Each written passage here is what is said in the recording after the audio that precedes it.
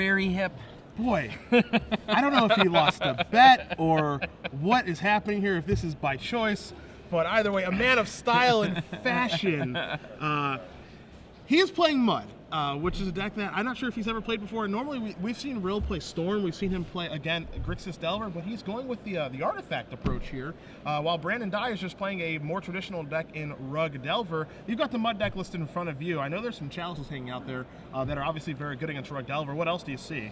Well, I mean, one of the things he has that's really good, if it can live, Goblin Welder does a number on all of the counter magic that is in Brandon Dye's list. Unfortunately, there's a lot of burn as well, so Chalice for 1 on turn 1. One of the best openers you can possibly do. Look at Brandon Dye's face. Yeah. He's like, well, I got Goyf. Well, Brandon's going to be on the... Well, he obviously doesn't have Forcible in his hand, or he didn't then. City Trader's going to come out of play now. You see, Rill is going to cast a Metalworker, or excuse me, a Lodestone Golem, Cavernous Souls naming Golem. So this is getting ugly very fast. Well, he's going to be at 10 life before he can deal with that Golem.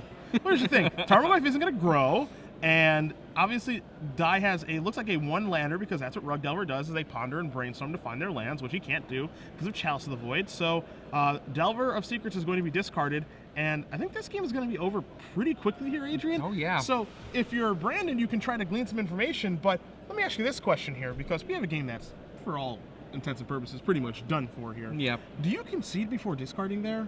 Yes. Just give away no information? Yes.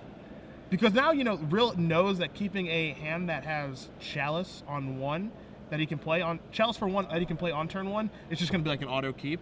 Whereas, maybe Brandon just concedes the game and says, I'm beat. I don't want to give away any relevant information, after Rill plays that Lodestone Golem and just picks it up.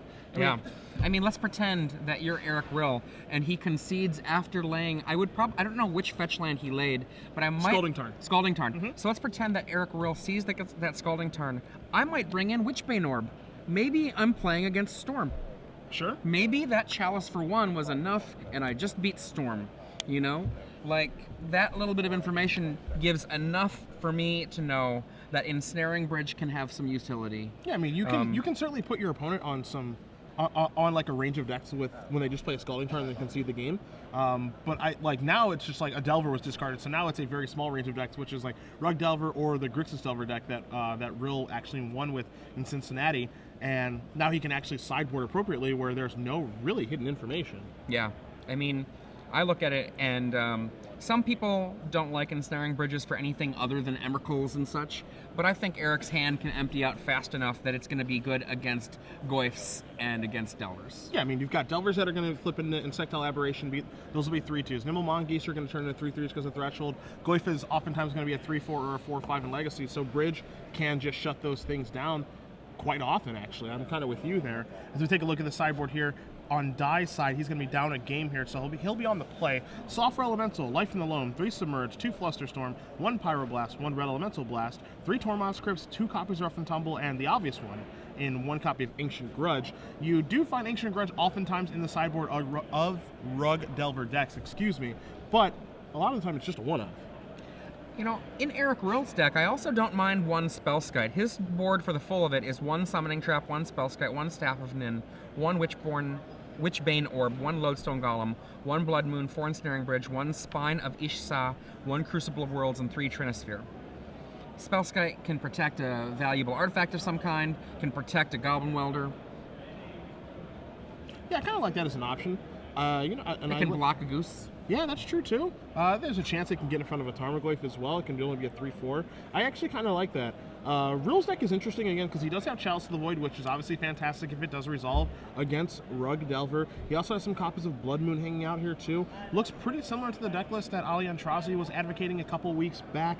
Maybe some cosmetic changes here and there, but overall, I mean, you've got a deck that has 8 Soul Ring lands and Ancient Tomb and City of Traders and is trying to play unfair magic by ramping out some big things quickly and making it so that the opponent can't do anything, as we saw in game 1. Yeah, I mean, one of the things that is awesome about a Chalice deck, any Chalice deck in any format where it's legal, just basically tries to make your opponent's spells useless. And it doesn't just run Chalice, obviously. You mentioned the Blood Moons. And then in the sideboard, there's also Trinispheres. Mm-hmm. So there's a lot of ways in which it can make the opponent's deck useless. And what I find very interesting, is that when I was looking at the way Death and Taxes plays, Death and Taxes basically has the same game plan, it just uses different cards to do it. Make your cards useless. I've got this Mother of Runes. Okay, I've got this Thalia. Okay, how about, you don't get to do anything because I've got another protection creature in the form of a Crusader. Now, let's make no mistake about it. Rill being on the play there was certainly advantageous for him for numerous reasons in Legacy, but most importantly is that he's able to play a Chalice on turn 1 for 1 and present the ultimate question over to Dai of, do you have Force of Will or not? If you don't, you're dead. It makes it so that he can't cast Daze, he can't play Spell Pierce, or any other of those cards that would be able to counter a Chalice on one. Now that Dai's going to be on the play, he can start by pondering, having up Daze, brainstorm, look for a Force of Will in response, do those things instead of it just being Force of Will or bust in the matchup. So being on the play versus the draw in this matchup, especially on the Rug Delver side, there's a world of difference there. That was an incredibly quick game. I mean, these players have easily spent more time mulliganing than they actually finished playing that last game. Hey, that's why Legacy is awesome. Some people don't like that about Legacy, that the game goes so fast and the game can end that way, but I like formats in which you have to make very, very crucial decisions in the beginning turns of the game. It makes it so that if you do make that misstep, you get punished for it. Oh, absolutely. I love that about Legacy. Yeah, me too. I mean, I still always think about SCG Columbus last year at Origins, where I wastelanded an opponent who looked like they were mana stalled, and that was a mistake, because they were Rug Delver, and they don't need much mana. Yeah. And I was a deck that was a control deck. I was bug control. I needed to have my mana. And right there, that's the exact thing that this format is all about. Knowing your place in the matchup and doing the right things. The person that is more prepared for a matchup, and I mean not just in their head, but also with the cards in their deck, they're the one that's going to win almost all the time. So we are going to be underway here now. This is actually a really good card that I love in this deck. That is the Gitaxian Probe, a card that is being added to Rug Delver decks everywhere. Dai has 3 copies in his hand. You take a look at the hand there of Wasteland, Great Furnace. There's a Goblin Welder. There's 2 copies of Metalworker, a Blightsteel Colossus, and a Chalice of the Void. So Rill does not have the ability right now to play a Chalice on turn number 1. But getting the information for Dai is obviously the most important thing. It cantripping, also a big deal, but knowing what he has to worry about and when he needs to worry about it. That's very, very powerful stuff for the Rug Delver deck. So now Dai has the information, he can craft his game plan, knows he needs to ponder and brainstorm for, and, figure out how he wants to navigate these turns by starting with sacrificing a Scalding Tarn. Now, one of the things that is fun in Eric Rill's hand, that Blightsteel Colossus, kind of an offensive card to some, but a one-hit kill, generally speaking. Yeah. Unless you can do a lot of work, it's a one-hit kill, and in Eric Rill's deck is the Lightning Greaves Blightsteel Colossus combo. So with Koldatha Forgemaster, it can suddenly be Forgemaster finds a Greaves, finds a Colossus, it's on, you're dead. Turn 1 Nimble Mongoose there from Dai, so he wants to get the pressure on Rill to start. We'll see if Dai does have a Force of Will or a Daze in his hand in case Rill did top deck one of those double lands to play Chalice on turn 1. You see Rill's going to take his time here. Is he going to go about Wastelanding, or does he just want to play a Welder on 1? There's your Great Furnace. There is your Goblin Welder. Did you see Nimble Mongoose on the screen? Oh, wow. It lives. Yeah, so we're going to go back to Dai's turn. And it's funny because, if you're kind of new to Legacy or new-ish to Magic, you see a Goblin Welder, and you see exchange target artifact, and a player controls for target artifact in that player's graveyard. How good is that card really, as Rill does have a Cavern of Souls from his draw step last turn? That's the only thing that has changed. Goblin Welder, during its heyday, was a completely insane card. Yeah, I mean, it's one of the best one-drops that's ever been printed. And, this was before I was playing competitive Magic, right before I started jumping into these waters. See, that Misty Rainforest is going to get sacrificed probably for a Volcanic Island here, and he will get the blue-red source before presenting his deck over to Rill. Just the Welder decks back in the days of those Pro Tours with Academy and stuff like that, yep. that was a Magic's heyday. Kind of a scary time to be playing Magic, because the cards were so good, the interactions were so powerful. It's kind of a shame not to see Welder be better in Legacy. I mean, I still think it's really, really good. It's just that the deck that it's supporting, it's leaning so heavily on artifacts that the particular hate cards can do a real number on it. I mean, back in the day, what was the best Welder deck from like many moons ago? Well, I mean, it depends on what time you're talking about. We see the Chalice, by the way, coming off of a City of Traders that was newly drawn Force of Will going to take care of it, removing a Stifle there for die. So the Tarmogoyf will get a little bit bigger. We'll get the Tarmogoyf die out there for you guys just so you can see how large that Tarmogoyf is. But back on the Welder discussion. Yeah. Well, one of the ones that was pretty good was the 7-10 split deck. This was actually a deck in Extended, and this was a Welder deck that would be able to put down Sundering Titan and other problematic cards really, really quickly and powerfully. But then if you go to the Pro Tour itself, the Pro Tour had basically 2 decks that were running Welder as a means to get some major advantage out of it, but mostly people think about the red-blue Tinker Welder deck that won that Pro Tour that was my best Pro Tour. I was also playing Welder, but I was playing Welder in a Ponza deck, basically as a way to undo their Welders. Okay. Hey, whatever it takes. I mean, you can't exchange theirs, not just yours, for the artifacts. As Tarmogoyf's going to come across for 4, you see that Dai's going to be a little bit cautious with his Nimble Mongoose not getting into the red zone. I would actually want to trade with the Welder, given the opportunity, just because that thing can do some very scary stuff if it is alive. Oh, absolutely. I would be marching in there because if that Welder blocked, I would be doing a dance of joy. Yeah, I just kind of want that thing off the table. I don't know the exact composition of Rill's deck if I'm Dai, but I know that if you have Goblin Welder in your deck, you're not looking to play any fair magic. So let's get that thing off the table if we can. But he decides to hold back with the Nimble Mongoose. You see Rill and his gorgeous sweater going to think things through on this turn. If he's going to play a land, he might want to add that mana first. There we go. And what are we going to see from Rill? We already know he has a Metalworker in his deck. There goes the land. I think we're going to... Oh, 4 mana. Wow. I think we maybe know what he named. Yeah, Gullum will be the name there for Lodestone Gullum. Be able to push that through. So now you got a 5/3 that's in play. But here's the important thing. If you were to Lightning Bolt that, would die, Welder can actually just remove that Great Furnace, bring the Lodestone Golem back in. And that's what I mean about wanting to trade there with that Goblin Welder, because that thing is problematic. Also, if you're going to play a...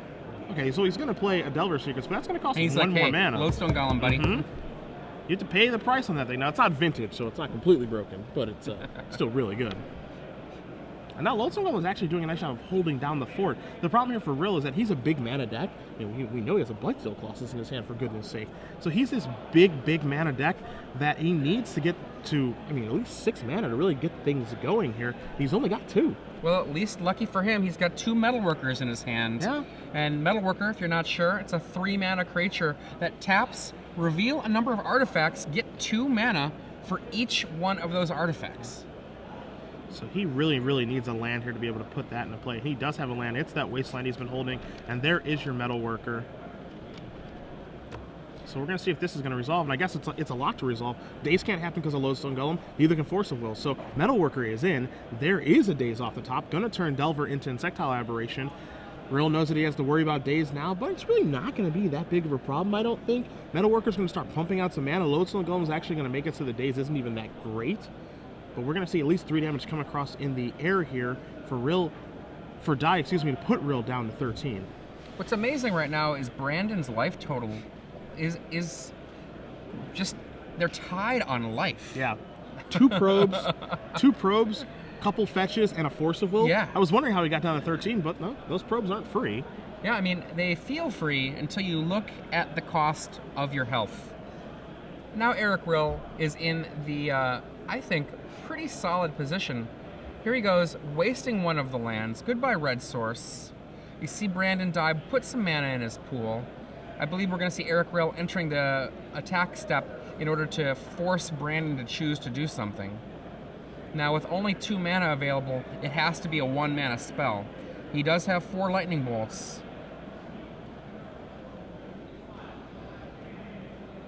What to do? He says attack step, and Brandon die. What you gonna do? Nothing, apparently. Metalworker makes 4 mana. Wow, is that a Darksteel Citadel he didn't show? Yeah, maybe he didn't show that on purpose, though. That's fair. Because I was thinking the exact same thing, that you can show a Darksteel Citadel as an artifact land. Is he going to play that Darksteel Citadel? Probably represents more mana if it's in his hand. What are we working with here? Another Welder? Another Welder. Okay. Can't Daze that. I guess, actually, he could Daze that if he wants to. What I kind of want to do right now, if I'm Eric Rill, is attack with that Lodestone Golem. Force something to happen. Oh, the mana is still floating. This is all pre-combat? Yeah. Oh, wow. I like what he's trying to do. It's kind of like an attempt to trick him. because he has 4 mana floating, 4 minus 3 for the Metalworker. Because Lodestone Golem doesn't affect artifacts, it puts him down to 1 mana floating. Then he taps the 2 mana for the Goblin Welder, so he's got 1 colorless floating in there. Trying to trick Dai into actually casting Daze does not work, but certainly a good attempt here. As there's a Wasteland, I'm going to come across for 3, put Rill down to 10. See, what I was liking with the attack possibilities of a Lodestone Golem is the Welder can bring the Golem back on defense, get one of those artifact lands in the yard, which is actually a way that you can use to accelerate your mana by another full mana, because you can sack your Great Furnace that's in the yard then for the... you put your Darksteel Citadel to play and sack it for a Great Furnace as well, so you get another +1/+2 mana if you need it. So here's an activation of Metalworker. Show you 3 artifacts. That's 6. That's 12 mana. And a Colossus, maybe? I mean, Rill knows that he has to worry about a Daze. Alright, so there's that. And here's this. I didn't think I'd be seeing this get hard cast today. I'll say that. Force of will or bust. Yeah, pretty much. Look at Brandon's face like, ooh. And don't worry, folks, we'll be bringing that Blightsteel Colossus up on the screen for you guys in just a minute, because people are kind of wondering, what is that card? I've never really seen that one before. We're looking at a 11/11 Trample Infect, indestructible, and if it would be put anywhere into the graveyard, reveal it and shuffle it in the library. So the question is if this does get countered, it goes in the graveyard. I believe there's a trigger. That does happen. There's no trigger. Okay, so it's not like the Eldrazi. Okay, so there is no trigger, it just gets shuffled back in. So he couldn't go Force of Will it and then I activate my Welder with that trigger on the stack and bring it back in. You cannot do that. It's much more like Progenitus and not the Eldrazi. Eldrazi, of course, you can do something like Goryo's Vengeance, where you can't with Blightsteel Colossus for multiple reasons. The vintage players in the audience are probably shaking their fist at Blightsteel Colossus. There are very few vintage players that I know that like the existence of that card. Well, too bad. Too bad, so sad. It's here. So either play with it or try to beat it. And that's what Dai is going to try to do. Is he's going to try to beat it, but that's going to be pretty tough. You see Rill kind of raise his eyebrow to draw his card. What more do you need, Eric? You have a Blightsteel Colossus in play. Chalice. Chalice for Uno. And Brainstorm in response, tapping out, which means no other spells for you, Brandon Dai. It's going to be getting rid of whatever ones he can find. Maybe he'll Force a Will it. I don't know. He gives it the thumbs up. Good to go. And Eric Rill attacks with everything. This is a fun play because Brandon Dai has to block the Colossus with his Tarmogoyf. He has no other options, so that means that there's going to be 9 points of damage coming from the other creatures. Yeah, you're just getting free damage, and Dai is kind of shrugging his shoulders, looking at his hand, and he's saying, yeah, gotta get in front of the old Blightsteel. I don't have a choice. Yeah, Blightsteel's going to take that down. Actually, we should put some minus counters on that Tarmogoyf Dai because of Infect. But down goes Tarmogoyf.